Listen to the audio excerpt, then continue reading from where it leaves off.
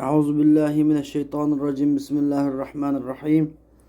الحمد لله رب العالمين والعاقبة للمتقين، والصلاة والسلام على سيدنا محمد وعلى آله وصحبه أجمعين، وبعد. اللهم علمنا ما ينفعنا وانفعنا بما علمتنا وزدنا علما. اللهم فقهنا في الدين وعلمنا التأويل. ربنا آتنا في الدنيا حسنة وفي الآخرة حسنة وقنا عذاب النار. Biz bugun kelgan darsimiz bo'lsa al-allama al-muhaqqiq al-imam Jaloliddin as-Suyuti rahimahulloh yozgan o'zining tafsir Jalolayn nomli kitobidagi yozgan tafsirining Alloh taolaninki Sura Baqaraninki 47. oyatiga şu ayetinin tefsiri geldik. Allah subhanahu ve teala ve tekaddes bu ayette dedi ki: Euzu billahi mineşşeytanirracim. Ya bani İsrail ezkuru ni'metiyelleti en'amtu aleykum ve enni faddaltukum alel alemin. Bu ayetin tercümesi olsa: Ey İsrail oğulları, sizler men sizlarga in'om qilgan ne'matimni yod qilinglar va mening sizlarni o'z zamonasidagi butun olamlarga ortiq qilganligimni yod qilinglar deb. Yani Allah subhanahu ve teala ve tekaddes mana bu yerda ya bani İsrail deb ikki qatim takror keldi hozir. Çünkü bu surenin Bakara suresi Medine'de nazil bo'lgan. Medine'deki üç türlük cemiyetteki çoğun üç türünün biri Yahudiler idi. Biri muhaciru ensarla, biri Yahudiler. Üçüncüsü olsa münafıklar idi. Mana bu Yahudiler Medine'de turgan boğaçqa bu surenin üçten bir kısmı, Suret-i Bakara suresinin asasındaki üçten bir kısmı bu Yahudiler hakkında nazil bo'lgan. Musa aleyhisselam bu Yahudilerin peygamberi boğaçqa Musa aleyhisselamның qissasi bular uchun bayon qilingan. Nima uchun desa, bularning ibrat elishi uchun va ibrat elib musulmon bo'lishi uchun. Lekin bu Yahudi degan dünyadaki en pestkeş, en rahimsiz, en tersa bir kavim bo'lganlik uchun shuncha ko'p nasihatlarni bular qarqinmay, ularning en az musulmon bo'lgan. Alloh taolo uni ham bularning bek az musulmon bo'ldi deb shu suraning o'zida Alloh taolo o'zi bayon qiladi. Ya bani İsrail ezkuru ni'metiyelleti en'amtu aleykum. Allah taolo deydi ki: Ey İsrail oğulları, sizlar men sizlarga in'om qilgan mening ne'matimni yod qilinglar. Yani qanday Alloh taolo in'om qilgan ne'matni yod qilish qanday bo'ladi desa, al-Musannif rahimahulloh buni tafsir qilib deydi-ki: Bi shukri alayha bi taati.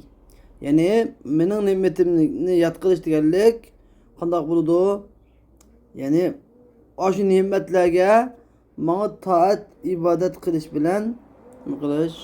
Shukr etish. Nimetni yod qilish degan qanday bo'ladi?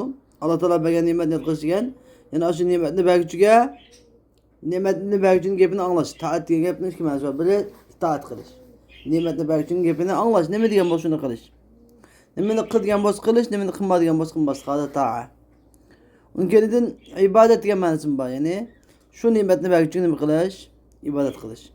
Ham taat degan ichiga as ibodat kiradi. Qil degan gap ibodat. Qilma deganni qilmaslikmi, ya'ni ibodat. Yani qil deganni qilish, qilma deganni qilmaslikning o'zi nima bo'ladi? Shukr etganlik bo'ladi. Shukr degan üç xil bo'ladi. Biri qalbda bo'ladi. Ya'ni in'om qiluvchini yaxshi ko'rish bilan. İkincisi tilda bo'ladi. In'om qiluvchini madhihlash bilan. Üçüncüsü a'zolarda bo'ladi. In'om qiluvchining xizmatini qilish, in'om qiluvchining hurmatini qilish, in'om qiluvchi uchun xizmat qilish bilan. Demak, Şu üç xil işlen nima şükür degan bir holat shakllanadi. Endi Alloh taologa shukr etishganda Alloh taologa itoat qilish bilan bo'ladi deydi. Va anni faddaltukum alal alamin. Yani mening sizlarni butun olamlarga degan o'z zamonasidagi butun olamlarga ortiq qilganligimni eslanglar degani, ya'ni ay abaakum. Sizlarni ota bobolaringlarni o'z zamonasida bütün alemlerden artık kılım deydi Allah Teala. Yani Musannif rahimahullah bir dedi ki silahını artık kıldım diyen ne? Sen dadılığına da avlen dadılığına da tefsir kıldı. Çünkü eğer de Allah Subhanahu ve Teala ve Tekaddes aynı zamanda Firavun'un kıldın Beni İsrail'in kutkalmayan olsa Medine'deki Yahudilerin mübamağın bulattı. Yahudiler dünya kemigen bulattı. Dadlayamışsın. Firavun'un kıldığı zulmü de ölgep bile tüken olsa bu Medine'deki Yahudiler kemigen bulattı. O Medine'deki Yahudilerine Medine'deki Yahudilerine atıp buğularını kutkusunun üzü kimi kutkusallık Medine'deki Yahudilerine kutkusallık buludu okşaş. Atıp bu kutkusallıkın üzü şunu kutkusallık beraber çünkü şunun puştu da var idi. Hamısı. Bir. İkincisi hem de alemlerge artık kıldım digine, alemlerge artık kıldım digine bunu mutlak asli alem diyen gap alem diyenni asupatan tefsir çıktık. Alem diyen yani Allah Teala'nın birlik ve varlığa alamet buhanasının biri Allah Teala'nın başka alem de ataldı. Aleme. Anladın. Demek Allah Teala'nın başka bütün mahluk alemde de işitildi. Yani Yahudiler bütün nimeden bütün alemden artık mı diyen hüküm çıksa bu bunda diğerlik gibi şey musannif buna da düşen mesela alemin digini yani alemi zamanihim yani ulanın ki şu öz zamanısı da şu zamanda yani Musa Aleyhisselam gelgen vakti zamanda şu zamanda Musa Aleyhisselam'ın ümmetleri bütün alemlerden artık kılındı. Nime için dese ulağa Allah Teala hiç kimge atağınmagan kattı nimetlerini atağıdı. 10 xını bu şey sözüge atağı 10 xını nimetini söyleydi. Anladın? Musa Aleyhisselam Beni İsrail'e atağının kattı mucize kattı nimetlerden 10 xını Allah Teala tefsiri bilimini söyleydi bir şeyler. Onun için bulanınki başka şu zamanda başka ümmetlerge artık bunun sebebi birinci bulan Peygamber Musa Aleyhisselam var idi. Peygamber şolarak gelgeniydi. İkincisi Muşu Beni İsrail'in içinde peygamber bekçek çıkan idi. Peygamberlerin asaslık köp kısmı mesela Beni İsrail'in çıkıldı. Mesela Yakup Aleyhisselam'ın başlasak Yakup Aleyhisselam Beni İsrail'in çıkıldı. Çünkü İsrail diyen Yakup Aleyhisselam'ın ismi bir. Onun kendi Yusuf Aleyhisselam Emin balası, Yakup Aleyhisselam'ın balası. Musa Aleyhisselam şu yine Yakup Aleyhisselam'ın evlatlarından. Harun Aleyhisselam kendin Yuşa mesela kendin İsa Aleyhisselam'ın hiç Beni İsrail gelgen. Demek Beni İsrail'den çıkan peygamberler hem asas köp peygamberler Yahya Aleyhisselam, Zekeriya Aleyhisselam hem mesela nereden çıkılır? Beni İsrail'den çıkarlık için şu sebepten başkalardan ulanın artık burasındaki asasi sebebi şu. Hem de nime için bunu musannif anladığı mutlak diyorsam hazır zamanımı buna mutlak kılması bulmamdı. Öz zamanı silep bana imay bütün zaman her zamandaki adamın Yahudinin artık kıldığını yapıyorsa birinciden veya Yahudinin artık kıldığını yapıyor. Yani Beni İsrail'in yapıyor. Beni İsrail'in yapıyor. Yani Yakup Aleyhisselam'a ve Musa Aleyhisselam dinine egeç kelle. Doğru üzgürtme kelle diyen gibi bir. İkincisi şu ise o öz zamanı için sebebi Peygamber sallallahu aleyhi ve sellem hem peygamberlerin artık. Peygamber Aleyhisselam'ın ümmeti şu hem peygamberlerin ümmetinin artık demişka. Çünkü Allah Teala Kur'an-ı Kerim'de kuntum hayra ümmetin uhricet linnâsile insanlar için çıkarılgan ümmetlerin içindeki en yaxşı ümmet siler dedi Allah Teala. Allah Teala üzüldü Kur'an-ı Kerim'de. Bu şey dedilen en yaxşı ümmet kim? Muhammed sallallahu aleyhi ve sellem'in ümmeti doğar.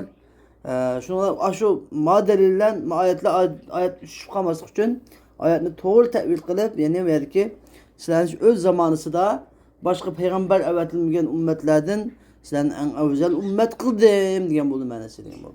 Şunuz mu? Hoş. Vettekû yevmen. واتقوا خافوا يوما لا تجزي فيه نفس عن شيء An nefsin. عن Nefsun an nefsin şey'e. نفس شيئا وهو يوم القيامة ولا تقبل بالتاء والياء منها شفاعة أي ليس لها شفاعة فتقبل تقبل فما لنا من شافعين ولا يؤخذ منها عدل فداء فداء ولا هم ينصرون يمنعون من العذاب min azabillah. Hoş. Emdi Allah Teala bu ayet kerimede dedi ki وَاتَّقُوا يَوْمًا لَا تَجْزِي نَفْسٌ عَنْ نَفْسٍ شَيْئًا وَلَا تُقْبَلُ مِنْهَا شَفَاعَةٌ وَلَا يُؤْخَذُ مِنْهَا عَدْلٌ وَلَا هُمْ يُنْصَرُونَ. Yani ey Beni İsrail, sizler hiçbir nefsge, hiç qandaq bir nersige esqatmaydigan bir kündün qoqunla. O günde hiçbir nefstin, yani hiçbir nefstin hiç qandaq bir şefaat kabul kılınmaydı. Ve la yukhadu minha adil. O günde hiç qandaq bir nefstin fidye elinmaydı. Ve la hum yunsarun. Bu günde ula, yani kafirlağa hiç qandaq yerden bilinmeydi. Yani kafirlağa hiç qandaq bir yerden belgüçü bulmaydı. Allah'ın azabını tutup kalıdığan bir yerden belgüçü bulmaydı. Yani vettekû diyen bunun sebeplemesi vettekû diyen aslı ittaka yetteki aslı ivtaka dedik. Bunun aslısı ivtaka. İvtaka. Vo'lan tanım bakılacağında vo'nu tahribi ötkepirimiz idgam şartı mevcut oldu. Birinci tane ikinci terkilimiz idgam kıldık. İttaka oldu dedik. Şimdi vettekû diyene yani emir. İttaki, ittaka, ittekû. Yani korkunla. Yevmen diyen gibi ittekû diyen fiilindeki mef'ulun bih. Yani nemin korkunla bir kündün korkunla. La teczi fihi de batıdı yani. Bu günde la teczi fihi de zarf demiştim bir şeyde mahzuf da batıdı musannif. Yani bir kündün korkunla da bir keptük ama la teczi fihi yani o günde demek. O günde hiçbir nefske hiç mi yaskatmaydı diyen ki o günde diyen gep ne bu şeyde ekiliş için çünkü fihi diyen ne bileyim bilse buluş gerek. Fihi diyen zarf den birisi, revişten birisi buluş gerekmiş şeyde. Şunun için la teczi nefsun an nefsin şey diyen hiç kim yaskatmaydan günü kas gün kıyamet günü. Ve huve yevmul kıyame. Şu günde bu iş budur demekçi. Ve la tuqbalu bitta'i. Emni verdi ki nefsun an nefsin şey diyen hiçbir nefske demek çoğundan bazı müfessirler bunu nemde çıkan yani hiç qandaq bir Müslüman nefis hiç qandaq bir kafir nefstin hiç kim yaskatmaydı dedi. Çünkü sahih hadis şeriflerde kelgen hüküm kaide boyunca Müslüman kıyamet günü şefaat kılalaydı. Mesela Peygamber Aleyhisselam ümmetlerine şefaat kıldı. Mesela şefaat diyen kaç yıl buludu? Çoğun 5 türlü şefaat var. Birincisi şefaat uzma da atıldı. Yani kıyamet günü barlık mahşer halkı mahşer meydanına yığılıp Allah Teala hiç kaçan bakmagan bir gazabını kıldı ki hatta peygamberlerimi kokap gitip ne deydi va nefsi dep vay Hudayım üzan sakla meni sakla menlam sakla peygamberlerim şunda kokap gidiyordu. Şunda bir dehşetli gün buladı. Bütün mahşer halkı hemimiz toplaşıp Adem Aleyhisselam'ın yanına Adem Aleyhisselam dedi ki Rabbim hiç kaçan bakmagan bir gazabını kıldı hazır. Ben hazır üzemden başka bir kemiyesi dilenmeyim. Başka peygamberin kışkı bir anlamda, Nuh'un kışkı bir anlamda buyurdu. Aşında buyurup birisi var kılıp en ahırda bütün mahşer halkı yığılıp ne kıldı o? Bizim süyümlük peygamberimiz, iki aleminin serveri Muhammedur Resulullah sallallahu aleyhi ve sellem'den kışık gelip hemmesi Peygamber aleyhisselam'dan şefaat talep kılışıdı. Peygamber aleyhisselam mana ene leha ve şefaat makamıdan men turur men. Şefaat makamındaki men mana dep Allah Teala şunda secdege vardı. Peygamberim dedi Allah Teala bana şunda bu dünyada hazır ügütülmegen dualarını, sanalarını, hamdülerini bana ilham kılıdı. Ben şu sana hamdü sanaları sana ait men iltica kılımen Allah Teala ya Muhammed irfa' rasek veşfe tuşeffe vesel tu'ta. Ey Muhammed sallallahu aleyhi ve sellem beşini küte şefaat kıl şefaatin kubul kılınıdı. Ne mi tilesen şu birliği de Allah subhanahu teala şunda deydi o. Ben ümmetimin hemmini neden şu vakti da Allah Teala'nın şefaat tileymen dep şunda deydi. Şunu olan hesap başına dedi. Allah Teala anlıkçı hesap muhammedi geçkimden. Gün neydi bu yakın kelgen. Bütün dünyanın denizleri hemmesi koşulup bir deniz olap varak içip çay kaynaganda kaynap tuğan. Isıltı bazıdan talep bazınınki ta uşkuğuça, bazının tızgıça, bazının bilgiçe, bazının gilgiçe, bazı taleyi şumup ketken, bazının tilleri içinden tilleri 70 metre sangılap suz alıp, elle onu tilleri desep yügen, muşon da kaynam deşti kıyamette, ola tuzak kisek mi meyliken ma azaptın. Ya biz hesap bozken de bunu bulamıyoruz çağda. En çok şefaat uzma bütün mahşer halkı bulur. Kafir, Müslüman hemmesi ki Peygamber şefaatlerinin bulduğu hesap anladı. Hem de onun için cennetke mesela onun ikinci hal şefaat olsa cennetke ne de hesapta bazılarınki cennetke bazı dozakke men qağa vaqtida şularniki dozakke men qağallarının bazılarını Peygamber şefaat kılıp cennetke öp gidişke şefaat esqatadı. Yani bazıları dozak düşüp ketken bolsa dozak düşüp ketkenler Peygamber şefaat kılıp dozakni açıp cennetke elip girişke şefaat kılıdı. Bazılarınki şefaatlerini cennetke bulap makamı mesela bunu cennette tüven makamı yok lakin onuğa başka yuqur makam qaraganda ondan tüvenroq makam bölgen bolsa Peygamber şefaat kılışlar onuğa yuqur makamla beriladi. Yani birinci makam yani şefaat uzma degan hesap üçün kılıngan şefaat Peygamber aleyhisselam xas. Hiç qanday Peygamber şefaat kılınmaydı. Ondan keyingi şefaatlarni söylese Peygamber başka peygamberler kılalaydı, sıddıklar kılalaydı, şehitler kılalaydı, salihlar kılalaydı. Hatta düşüp ketken, kozak düşüp ketken küçük balalar mı? Küçük durup ya küçük ülep ketken bir işki yaşta yani narsiydi. Sebi vaqtida ülep ketken küçük balalar, atanızın koşularda düşüp ketken bu xilqeti yaratılışı bütün bo'lmagan balalar mı? Atanız için kıyamet günü şu kindiki tatı söylep dozak düşüp ketken atanızı söylep aşkıdı. Yani demek şefaat kimge xas? Müslümanga xas.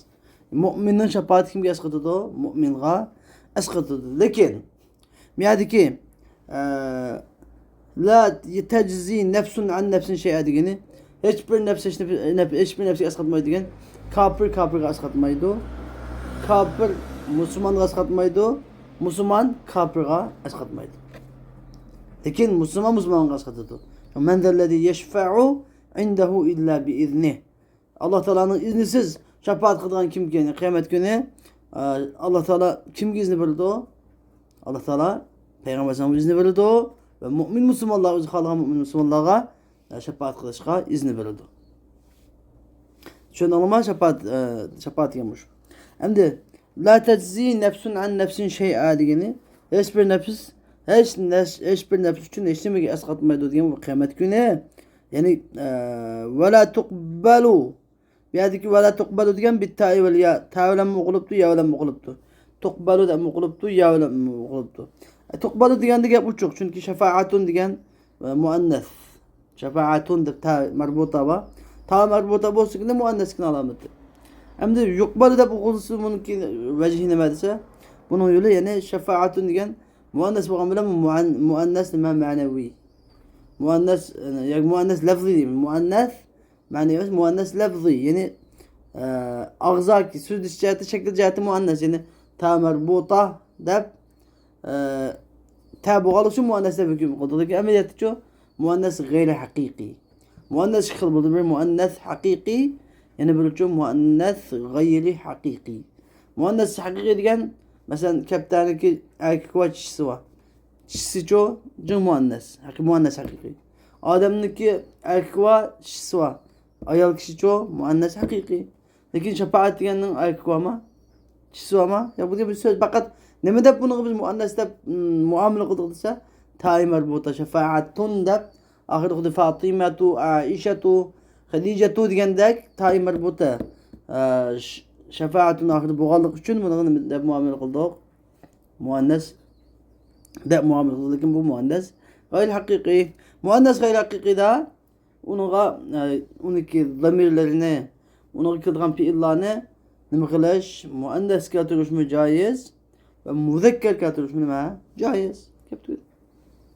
Mesela tela'at şemsu diye caiz. Tela'at şemsu diye caiz.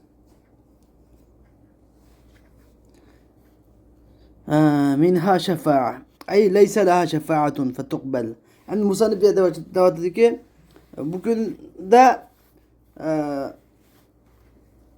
hiçbir nefsinin şefaat kabul kılınmaydı diyeni yani leyse laha şefa'a yani bugün de kafir nefske demek değil kafir nefske mi yok şefaat yok aslan kabul kılınmalı şefaat mi yok aslan kafir kıyamet günü hiç kim okumaydı o şefaat kılmaydı şefaat asıl bu da demek çoğu Müslümanlık kafir şefaat kılıp onun gönlü şefaat red kılın demez Müslümanlar aslan nime kafir kıyamet şefaat kılmaydı. Anladın? Şefaat kabul kılınmaydıgan yok diye belki şefaat yok diye yani kafir aslan Müslümanlar şefaat kılmaydı kıyamet günü. Anladın? Kafirin küfür güzel peygamber ama hatta bazı ümmetler peygamber tusul haviz gösterge geldi tusulap qatı. Peygamber men ümmetler haviz gösterge bir varsa bir xil ümmetleri tusulap kılıp tusaqdan bir şu kılıp kilenmese peygamber mu'min ümmetlerimde ya Rabbim dese bular sizninkin bir münç işte payda kıldı bulu yoktu. Desem anda adamdın men biza. Uludım men arım yaqılıp kesinde Peygamber Aleyhisselam dedi. Demek hatta Peygamber Aleyhisselam mı Peygamber Aleyhisselam'ınkin yok şimdi payda kılgan bid'atçı, mubtedi' münafıklığa kıyamet günü men ondan bizar. Men onu çıkarga diye de başka mümin elbette kafir görse kafir olan iş yok. Yani kafirga aslen nimi yok. Şefaat yok. Bu şefaat kılmaydı. Şefaat bitirmeydi. Allah Teala mümin iznimi vermeydi. Mümin izni vermeydi şefaat mi kılmaydı? Çünkü bunun delili فَمَا لَنَا مِنْ شَافِعِينَ kıyamet günü kafirler ne deydi o? فَمَا لَنَا مِنْ شَافِعِينَ bizge hiçbir şefaat kılıcı yok ya. Bu mümin biz şefaat kılıcı dedişidiken bizge hiçbir şefaat kılıcı mı yok ya deyip gidiyor. Ve kelimde فَمَا لَنَا min Şafii'nin ayet. Demek bu şu ayetin delil kılmak ilavatıdır musannif rahimahullah. Kur'an-ı Kerim'in en yaxşı tefsir kılışı şöyle ayetini ayetlerle tefsir kılır. Ve la yu'khadu minha adil. Bu bugün hiçbir nefsin hiçbir pidye ilinmeydi. Adil diyen gep nima adil diyen gep işkil. Adil de işkil gep var. Adil diyen gep binasının okşunu tülesin gep. Adil degan çoğu binasının kıymetini tüleş. Binasının kutkusu için onun kıymetini tüleş. Adil degan okşunu tüleş. Hem de mesela fidye degan gap mesela canlarda adamlar askerler karşı taraf uğuşup mağlup olan tarafından bir qancha adam asirga tushib qoladi. Şu asirga tushib qolgan adam ne? Şu asirga tushgan adamning ahli shuniki şu qarshi taraf yengilgan taraf pul mol dunyo olib kelib yengan tarafga bilib shu adam uchun shu muvofiq kelgan paytda qancha pul markazi uni keyin asirlarni qutqizib olib kelib qolmay qo'ydi. Mushu berilgan narsani deb ataladi. Fidye deb ataladi. Yana birga mesela roza ibadetlerde bir adam hac faaliyetlerinde mesela andın hac faaliyetlerde bir adam bir hac faaliyetlerdeki karma karşı işlemi şeriatına hükmüge karma karşı işlemi yapsa Şunu tüleydiğen cezanı ne de atıldı? Fidye de ataydı. Fidye. Onda mesela koykan 3 gün oruç tutuş. Fidye deydi 3 gün oruç tutuş degeni. Dinki fidye degeni yine miskinliği tamak bölüşünün ne ataydı? Fidye. Tülem, ceza. Anladın? Cerimane denge. Fidye degen cerimane. Dini cerimane. Hükümetin hazırki cerimane emas mı? Dini cerimaneni fidye deydi. Yani tülem bizim burada. Tülem. Hem de yani kıyamet günü hiçbir nefsin ma dünyada tunuş kalan u böyle tülem çıkıp vaklı boğan bilen kıyamet günü bu kafirga hiç kanunum yok. Fidye tüleş yok. Hukukum yok. Fidye verilmeydi. Aslında fidye tüleş hukuk onu gibi. Hiç kimin fidye verilmeydi. Kafirga desen Müslümandan kançak odun yapmaz. Kafirga diyen Müslümandan aslan Müslümana fidye tüleş ihtiyacım yok. Müslümanlarımız Allah Teala'nın inşallah rahmeti girişip cennet girer. Lakin fidye diyen yapıyor ahirette. Mutlak. Ve lahum yunsarun. Ula yerden verilmeydi o. Yani kim? Yani kafirler, münafıklar hiçbir yerden uçurmaydı. Yani Allah'ın azabını tutup kalıdığın bir yerden belki bulmaydı ular. Tamam. Hoş.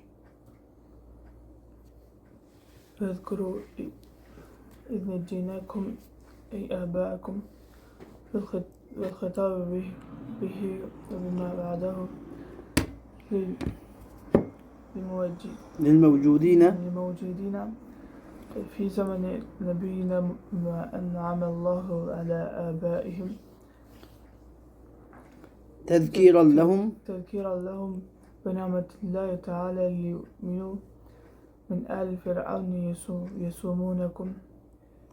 يذيقونكم سوء العذاب أشده والجملة حال من ضمير نجيناكم يذبحون بيان لما قبله أبناءكم المولودين ويستحيون يستبقون نساءكم لقول بعض الكهنة له إن مولودا يولد في بني إسرائيل يكون سببا لذهاب ملكك وفي ذلكم العذاب أو إن جاء ابتلاء أو إنعام من ربكم عظيم.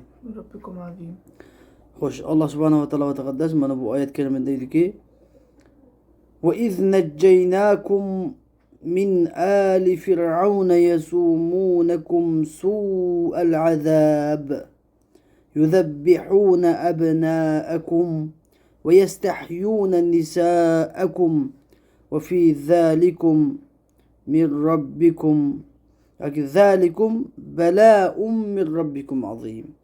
ذَلِكُمْ بَلَاءٌ مِنْ رَبِّكُمْ عَظِيمٌ. وفي ذلكم مشكلة بيت وفي ذلكم بلاء من ربكم عظيم. Allah subhanahu wa ta'ala tekaddes dedi ki öz vaktida yani Muhammed sallallahu aleyhi ve sellem muhtemelen zikir bilen yani ey beni İsrail, ey beni İsrail oğulları, men sizlerin öz vaktida Fir'aun cemaatinin ki zulmünü kutkazgan vakti mu yadlanla. Aşağı hemmisi müşahede ki hemmisi şunu gatif beşti ki ya ben İsrail'e kurun nimeti diyen gatif. Yani ma nimetli mesela.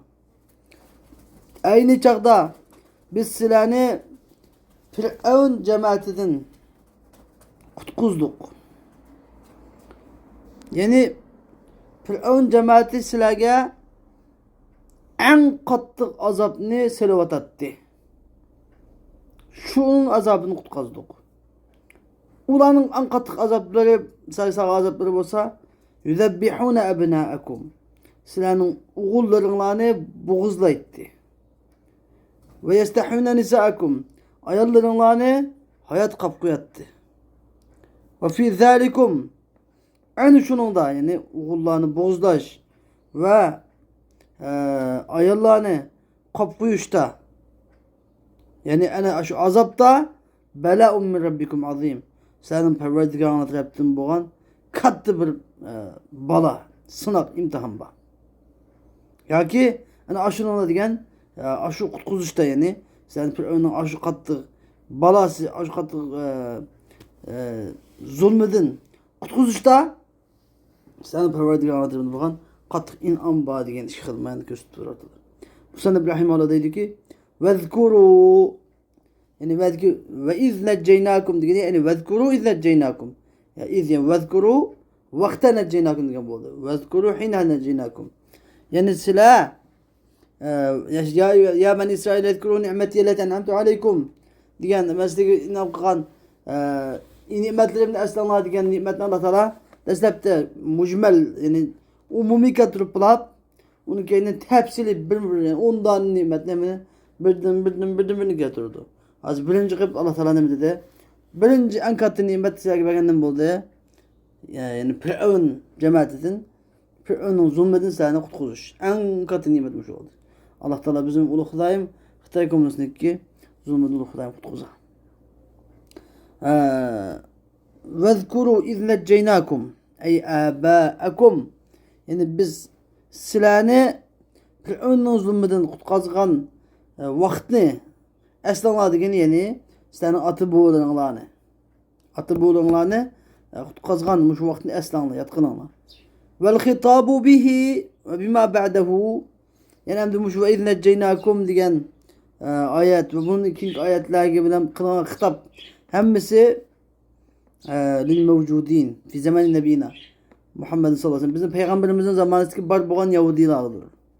Bima en'amallahu ala abaihim hem de muş ayetler bilen bizim peygamberimizin zamanında bar boğan Yahudiler'e uların atı buğuları inam kılgan nimetlerini bizim peygamberimizin zamanında boğan Yahudiler'e diyişinin sebebi ne verdiyse tezkiren lehum bi ni'metillahi teala li yu'minu ulağı Allah Teala'nın nimetini esletip ulanı bir iman etsin de. Allah Teala'nın ulağı bu nimetini esletiş arkalık ulanı iman etsin de ne kılındı? Şu ulanın atı buğuları kılınan nimetini Allah Teala ulağı söz etmedi. Yani ulağı ne söz ettik? Yani bu sebep musebbep mecaze batılı sebep musebbep. Yani ulanıki atı buğularının kutkazgallıkının üzeri ulanı kutkazgallıkının üzeri sebebi buludu. Yani ulanın atı buğusunda kutkuzuş eğer ulanın atı buğusunda kutkuzmadan olsa bulanı ne olmaydı? Bu tutulmaydı. Allah ulanın atı buğusunda kutkuzuşunun üzeri ne oldu? Sebep ulanın atı buğusunda kutkuzuşunun üzeri sebep musebbep çoğu yani netice çoğu bulanıki meydan gelip tuğulup meydanı gelişi. Anladın? Demek Allah Teala yani musebbep sözlep sebepni irade kıldı. Yani atı ya ki sebebini alınmak çoğunu atı bulasını yani silahını kutkazdık degene yani atı bulanlarını kutkazdık şu sebepten silahını kıldılar. Kutulup meydanı geldi ama eğer atı bulanlarını kutkazmadan bolsak silah kutulmaydılar. Dep am sebep ne var desem Musa'nın bizge dep belgini yani tezkiran lehum bi ni'metillahi teala li yu'minu yani uların atı bulanın kan nimet ne ular için kılgan nimet dep tunup onun kendi mıksudan iman etsin dep şu sebepten şuların hitap kılındı. Min ali firavun yasumunakum kim kutkuzdu biz yani Firavun cemaatini kutkuzduk. Min ali firavun degene ali firavun diyen kim? Firavun'daki askerleri, Kıptiler. Firavun ve Firavun'un yardımcıları, askerleri. Çünkü ya Beni Adem dese, ya Beni Adem diyenden kim murat? Adem Aleyhisselam ve balları murat. Ya Beni İsrail dese, Yakup Aleyhisselam balları murat. Herkes mu Yakup Aleyhisselam kılıp balları diyen yapamaz. Ya Beni Adem dese Adem Aleyhisselam kılıp balları diyen yapamaz. Yani Adem ve balları. Adem ve balları. Ali Firavun dese o Fir'aun ve onun cemaati yani askerleri demek için. Yasumunakum diyen yuzikunakum diyen bu. Yani tehdit ediyor diyen gibi. Su'el azab diyen azabının en yaman eşeddehu deydi. Hem de su'un mişka eşeddehu da tefsir kudursa asıl su diyen yaman diyen gibi. Azap yaman azap. Azap diyen yaxşı azap bulamdı o. Azapın hamısı yaman. Birisi su alıp gelse. Nimişka ben eşeddehu da tefsir kudurdu da bir sopsasa. Nimişka esva da tefsir kudurdu bunu dese. Çünkü azap diyen hamısı yaman. Eğer bunu yaman normal yaman da tercüme kılacak. Azap diyenin hamısı nima? Hamısı yaman. Abdan azap yok. Ama azap ne kıyamız yaman boğan bilen azapın dereceleri var. Yenik azap var. İğir kattık azap var. Yenik azap var, kattık azap var. Demek Firavun'un sağan azabı kana azap var. En kattık azap idi. Anladın? En kattık azap idi. Demek Allah Teala kattık azap diyen yani bir irqi kırgınçılık neyimiz? Hazır kıtılımızda irqi kırgınçılıkla en kattık azap. Yaman azap da batıdı. Hazır Xitay'ın kılıvatkanı değil mi? İrqi kırgınçılık. Uygurlarını sulap toplam kampalar sulap aynı türmeler sulap öldürüvatkan kıynavatkan netçim Uygurlarını avlatlarını öldürüp kuzaktıkını düşürüvatkan bazılarını avlatlarını hemmini Xitaylaştırıvatkan işlerin hemmesinin de batıdı o. İrqi kırgınçılık. Yani Allah Teala'mış Kur'an-ı Kerim'de bu şeyine su'el azab da batıdı. Su'el azab. Azapının en yaman, en kattığıdır. Bu en çok imtihan bir ümmetine nispeten. Yani bizdeki Uygur kardeşlerimizin en çok imtihan kılvatı azı.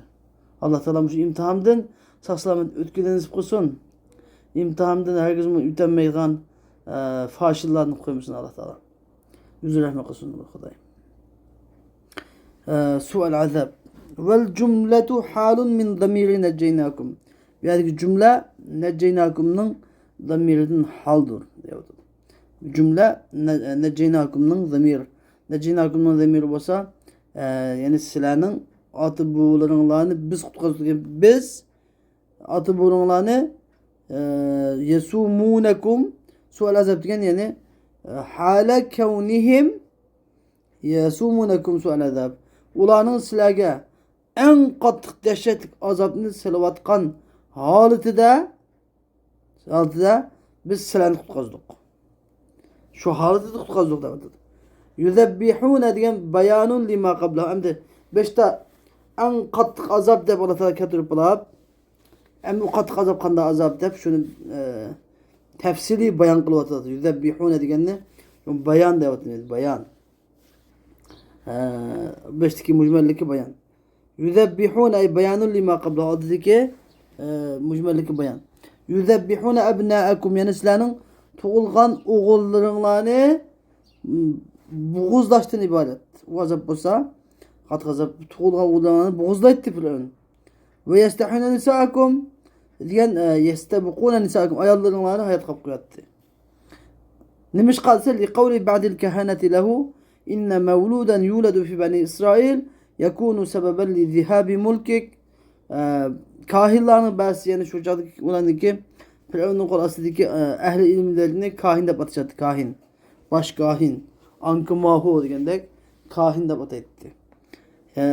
Kahillarının bahsi Firavun gümündakti genedi. Beni İsrail'de bir balı toçuğun bir balı toğuludu. Aç toğulgan balı sizin padişahlığınızdaki yuqap kitişige veyran buluşuğu, yıkılışığı sebepçi buludu deyip kahillaşında degendi. Bu kısına karşı ne dese Firavun bir gün çıkıyor deyip. Firavun bir gün Firavun diyen kim dese Firavun diyen Mısır'ın ki padişahı. Mısır'ın kim padişah olsa onu Firavun da yani hususen Mısır'ın ama belki Amalika'da bir giganit adamlarda çok bir adam varken şu Amalika'da kim padişah olsa şunun Firavun da isim koydu diken. Hususen bundaki turdan asas ornada Mısır'da. Hele hem Mısır'ın adamları yuğan yine. Mısır'ın adamları hem Mısır yuğan adamları. Bizki adam kalkanda. Onu diken Rom'u kim padişah olsa Kayser da isim koydu diken. Mümküniden Kisra, Fars'a, İran'a, Paris'ta kim padişah olsa ona kadın o zamanda. Arapça Kisra, Uygurca Kisra da isim koydu diken. Türkler ki padişah adamı Hakan da isim koydu. Hakan, Uygurlar Hakan da isim koydu diken. Xuddi shuningdek Demek o Firavun'un ismi şu an diyor atalığı. Ama bu Firavun padişahlar 400 yıl ömür yaptıkken bu 400 yıl. 400 yıl ömür yaptıkken. Bu Firavun'un özü bir günü yetip düşüde bir aşo nimeden Palestin taraftan bir nime çıkıp bir nur çıkkanca o nur Mısır'a gelip Mısır'daki aşo bütün Kıptilarını, Kıpti degen Firavun'daki cemaati, Firavun cemaatinde vadaydı Kıpti. Bütün Kıptilarını hemini köyleyip taşlap Beni İsrail'e kazı köylerime geldiğine çürükürtken. Çürükürüp barlık aşo üzdeki müneccim kahillerini yıkıp andın. Maçımı tebir birinla dep degendeki hemisi Kur'an'larını taşlap kürep hazır muşu bir uğal tuğulutken sizdeki Beni İsrail'in işedin. Muşu uğal sizin padişahlığınızdaki yıkılışığı sebep oğul muşu iken degendeki problem. Derhal aşu bir öndeki nime Beni İsrail'in aşu tuğla uğallarının birini ötürünla da bırışırken. Hem de şunu olan bu Beni İsrail'deki bir ön Beni İsrail'de bir kaç türlü bölgen iken. Bir bölüki en küçükleri ulağa küçüklerini kıldıkken taşlarını tağdın taşlarını kesip onun da kasırlarını orada saraylarını bina kıldıkken. Onun da yeni bir bölüki o taşlarını tuşup hayratçılık kılıp işte kesilgen taşlarda öğleni silip binakarlık işlerine şoğullandıkken. Üçüncü kültürü ise üçüncü kültürü hem de umma kılamaydığı aciz türlerine Allah'ın sele koydu. Ola Allah'ın sele tülep baş tülep aşı fütürenmekte başını tülep yaşaydıkken. Ayarlarını ise ayarlarını toktuma şu kendilden zehirladın nimelerine tokup yiplan tokup şunu kişim Kıptilağa kişim tokup yipti kişim yaktı koyduken.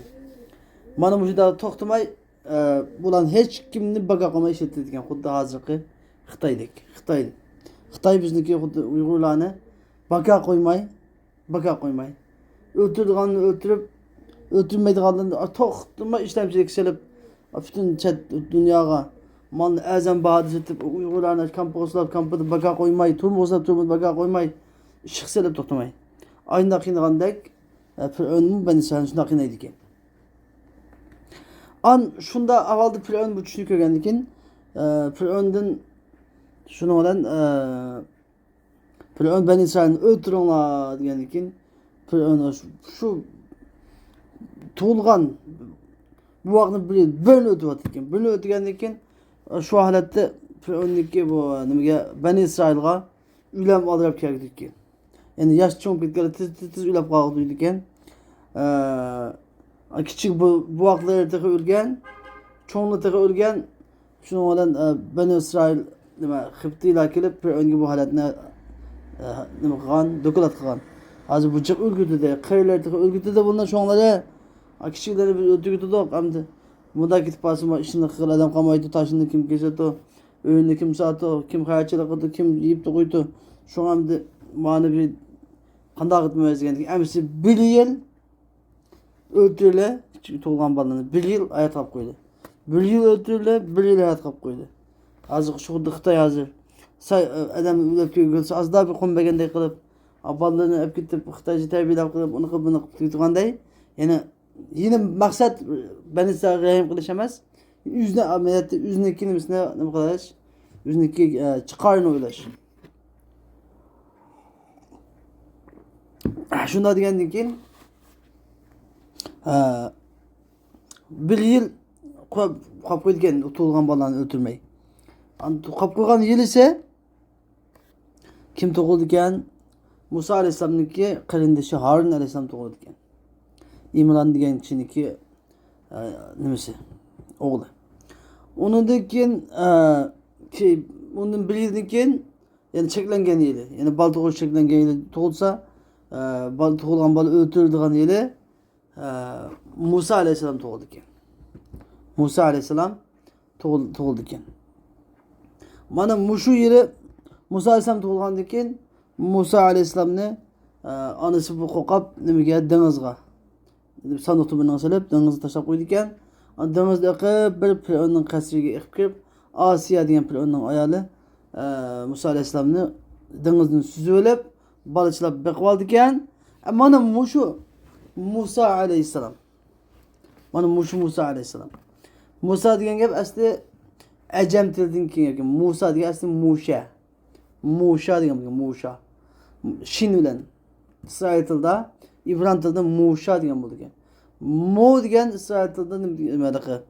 İbran tilida mo degan suv degan gap ekan. Suv. Sha degan yog'och degan gap ekan. O'rmonliq. Ya'ni demak Musa aleyhisselam suvda yiqib kelib o'rmonliqning atrofida tepayotgan Musa aleyhisselamni. Bu suvda yiqib kelib o'rmonliqda bo'lganlik uchun suvda yiqib kelib o'rmonliqda tepalangan bola degan ma'noni ko'rsatadigan ism ekan. Musha deb. Arabchaga tarjima qilinganda Musa bo'ldi ekan. Shin bilan kelgan gap arabchada Musa bo'ldi ekan. Mana Musa aleyhisselamni ondan Alloh taolo shunda bu katta qudrat bilan Fir'avnning shu o'ziniki podshohlikni yoqilgan bolani Fir'avnning qul orqali Alloh taolo baqtirib, eng yaxshi asrab intayin kuchli holda Alloh taolo tarbiyalab, yetishtirib chiqadi ekan. Mana bu shu Musa aleyhisselamning ahvoli qolgan qissasini inshaalloh bugun kelsa damiz inshaalloh. Mana da'vatidagi yuzabbihuna abnaakum al-mavludin ve yastahuna nisaakum. Yani ayollarni ayat qilib qo'ygan nima uchun? Yeb to'qib, ondan shu kiyim to'qib, laq to'qib ishligini qilib qo'ydi ekan. Tug'ilgan o'g'il buvoqlarni uchun mana bo'g'izlab o'ldirdi ekan. O'z eniqday kabi. Ve fi zalikum, yani ve fi zalikum degan shu azobda, ya'ni shunda o'g'il tug'ilgan buvoqlarni o'ldirish, ayollarni hayot qilib qo'yish degandek shu azobda avil inja yoki shunda qattiq azobdan, dahshatli azobdan sizlarni qutqizishda balaun balaba. Yani agar azob va zalikum degan asmo ishoratni azobga qaytarsak, bu chaqda ibtila degan bu cho'ng bir sinov imtihon degan ma'noda. Agar zalikum degan asmo ishoratni nima qaytarsak, inja ya'ni qutqizishga, nijotlik bilishga qaytarsak, bu chaqda in'am. Balani ikki masala biri imtihon, yana biri in'am.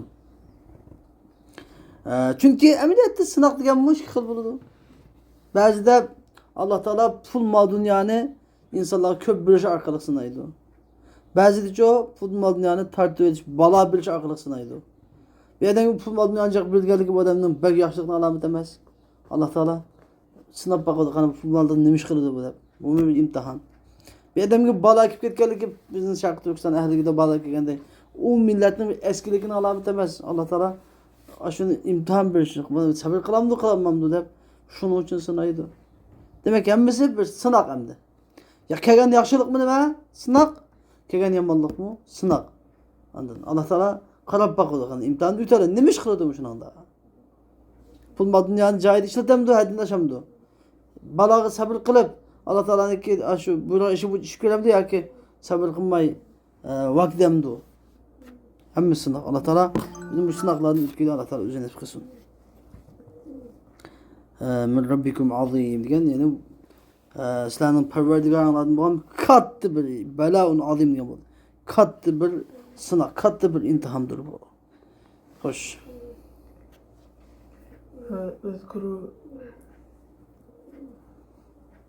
Vezkuru iz faraqna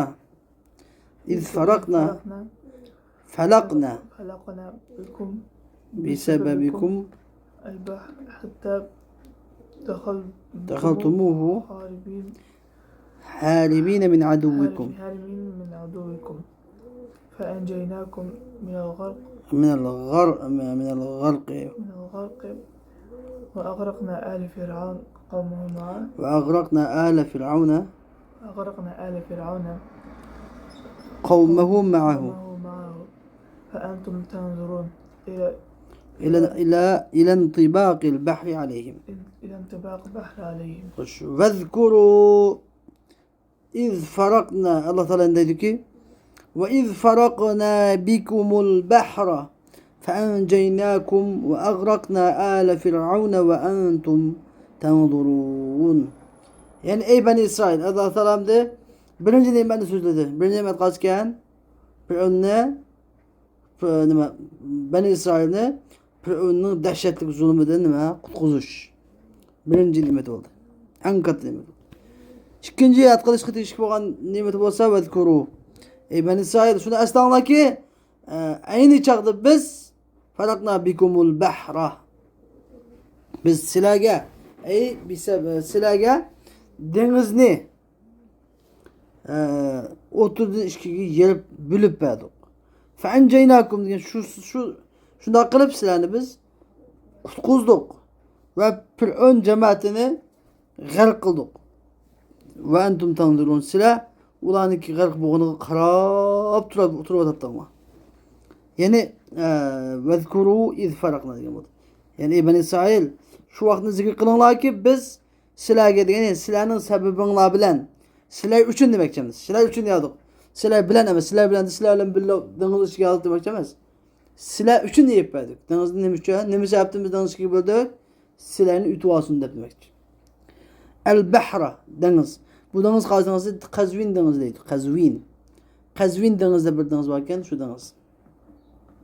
Havadagi mislki Nil deryasi mesela, Nil deryasi mesela Qazvin deniz. Hatta dakhaltumuhu haribina min aduvikum. Sizlar shu denizga sizlar dushmanlardan qochib kirib oldinglar. Fa anjaynakum min al-gharaqi. Sizlarni biz g'arq bo'lib ketishdan qutqizdik. Va aghraqna ala fir'aun. Fir'aun jamoatini kavmi bilan birga qo'shib, yani qavmahu ma'ahu. Ala Fir'aun degan, abay depadim, ala Fir'aun degan gap Fir'aun va Fir'aunninki qo'shinlari degan bo'ldi. Fir'aun va Fir'aunning qo'shinlari. Ondan dargiz Fir'aun jamoati Fir'aunni chaqirib, qo'shinini alo qildi degan emas. Fir'aunni va Fir'aunning qo'shinlari, shuni qavmahu ma'ahu. Fir'aunning qavmini Fir'aun bilan birga qo'shib g'arq qildik. Va antum tanzurun. Ila ish? Ila madha tanzurun, yani ila intibaqil bahri alayhim. Dengizning ulağa qanda tuaq qazanğı tuaq yapılgandaklam dengizning shunday var yepilib ketganligini dolqinlar bilan yepilib dengizning o'z qo'yniga olani ag'anligini siz o'z ko'zinglar bilan mana kulab turdinglar. Qarab turdinglar endi sizlar. Ayni vaqtda shunda qarab turib o'tadinglar. O'z ko'zinglar bilan uniki valak bo'lganini ko'rgan edinglar. Mush katta ne'mat emas bu. Mush narsa sizlar. Mush ne'mat deb bo'lsa, mana shu aytib bo'lsa bo'lmam sizlar. Davatudu. Bu maqalik bo'lsa, Musa alayhissalom Bani İsrailni 600 ming, 700 ming yaqin ekan Bani İsrail yaqin ekan. Fir'aunning qo'shini 1 million 600 ming qo'shini bor ekan. Shuni ular qochib Musa alayhissalom butun Bani İsrailni ilib kechikdi chiqib, shu Qazvin dengizi degan dengizga to'xtab, asha tug'andi keynidan Fir'aun lav lashkari bilan qattiq otlarni chap turib, otliq lashkar, piyod lashkar olib 1 million 600 ming taxminan.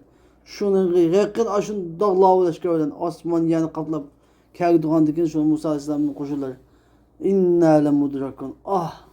Biz tutilib qoldik mana. Biz tutilib qoldik. Endi Fir'aun endi oldimizda dengiz, keynimizda o keldi. Butun dunyoni qo'shib keldi deb ashundoq o'xshab. To'g'ri vaqtida Musa alayhissalom kalla inna robbi sayahdin.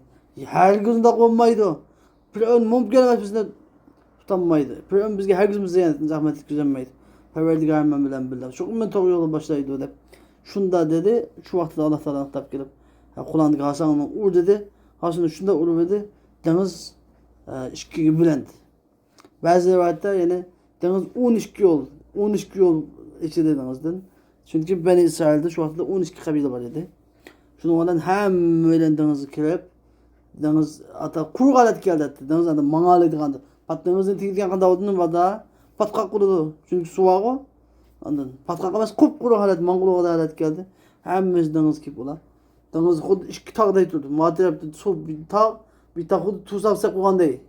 Suv yuzni to'xtatib qudrat degan. Ondan ayda turdi, bu ketib ketdi. Shuni bilan o'tib ketib bo'lishi Fir'aun qo'shinlari hammasi Fir'aunning etiki yo'lamay, Fir'aunni men seçti turay deb qo'shinni kenglar deb ursa, u Fir'aunning eti söhbet etgan Fir'aun. Şunu bilen hammasi o Firavun kuşu tuluk kip bolgan çağda Allah Taala'nınki bir kudret bilen deniz şu şappaňda yer birisi kuşlar bütün Firavun Firavun kuşlar bilen billah halak boldu. Lekin Allah Taala Firavun'niki jestini kinkilik ibret bolsun dep saklap ketken. Firavun'un jestini saq salamat qatken, jestini biliqlayıp ketmeyi mesela lahanlayıp ketmeyi. Qatken onu kinkiler süzüp elip mumyalap qatırıp saklap qo'ygan ekan. Va shu kinkilik qiyomatga qadar nima bo'lsin deb ibrat bo'lsin deb. Yani Allah Taala shunda kuchli podshohligimi Allah Taala Bani İsrail'niki birdan bir ilibni sunuqday bir qilishni puchuqlimi ishlabmi vayron qilib o'tgan Allah Taala. Xuddi shuningdek ulug' Allah Xitoy kommunist kafirlarini yer bilan yakson qilib halok qilib o'tadi ulug' Xudoyim. Xuddi Bani İsrailga Misrniki podshohligini butun dunyolarni yondirib Bani İsrail berganday Allah Taala bizga bu Turkistonni Allah Taala o'zi ato qiladi bilan inshaalloh biiznillah. Mana mushu dengiz vaqaliki mushu edi. Mushu vaqalikni bir eslab yod qilib ey Yahudiylar ve İsrail oğulları Müslüman bo'lmamsizlar. Nima ish qilsizlar meni gap men itoat qilmaysizlar. Shu nimatlarni ato qilgan men Alloh emasmi? Davatadi. Mana degan ve iz va'atna Musa 40 leyla degan yani tatib inşallah ata dersini ayetini başlayımız. Bugünkü dersimiz müşterikçi oldu. Ve ahiru davana enilhamdülillahi Rabbil alemin.